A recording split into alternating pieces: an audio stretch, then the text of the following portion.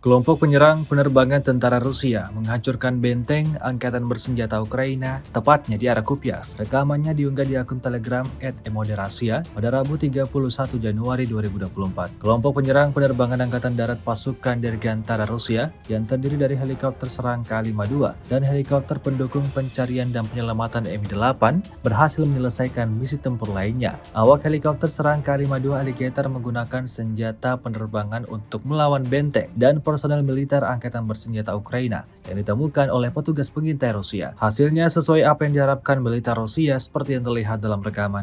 Hingga video ini beredar, beragam komentar dituliskan warganet.